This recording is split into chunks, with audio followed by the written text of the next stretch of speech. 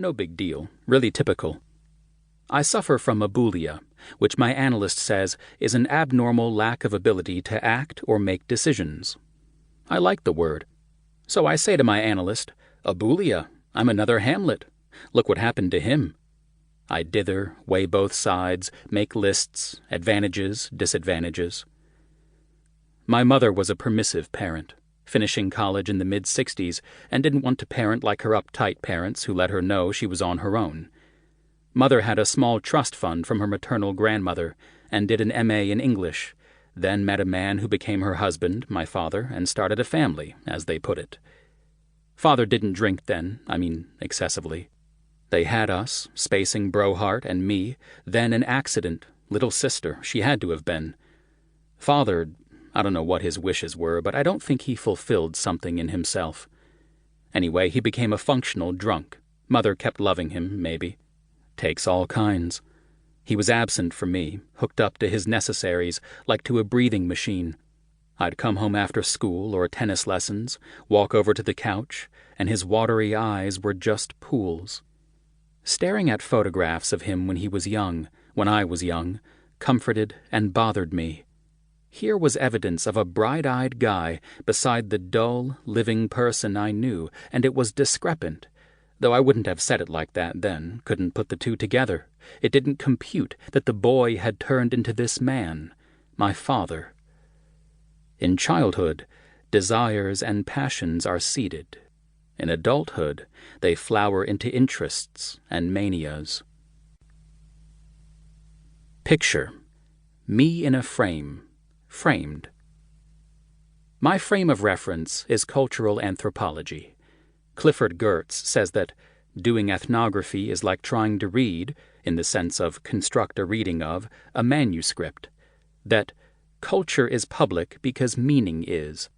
I do ethnography by working with photographs, also with the human absorption in images, and with the many forms and senses of image, creating an image, loving an image, etc.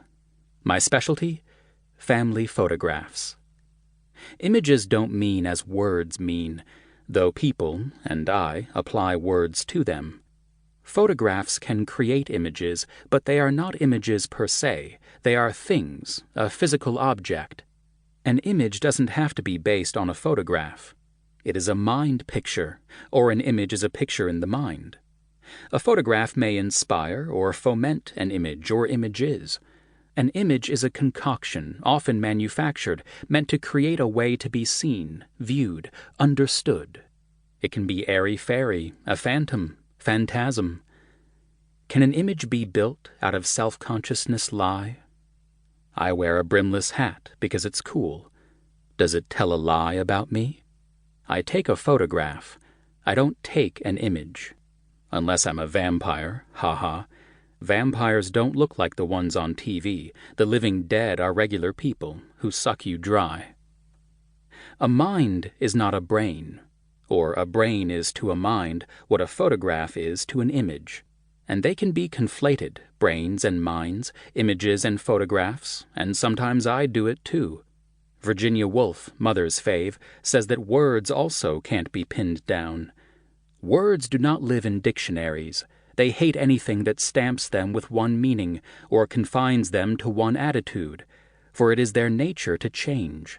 It is because the truth they try to catch is many-sided, and they convey it by being themselves many-sided, flashing this way, then that. Thus they mean one thing to one person, another thing to another person. But a photograph doesn't own even a wayward dictionary, though semioticians work it, finding ways to read one. Even vertiginously, words have definitions, to name and rename objects in a cascade of tautologies. A synonym loops, loop-de-loops. The antique game of telephone. The last to hear in a string of listeners will have, here, an entirely different story from the first. Looking can be benign or malevolent. Looking entails everything human, and our instinct to look keeps us close to our evolutionary partners and antecedents in crime and development. If a deer spies a human, it will determine its level of threat. A deer runs if an unknown creature gets closer than what it perceives as safe.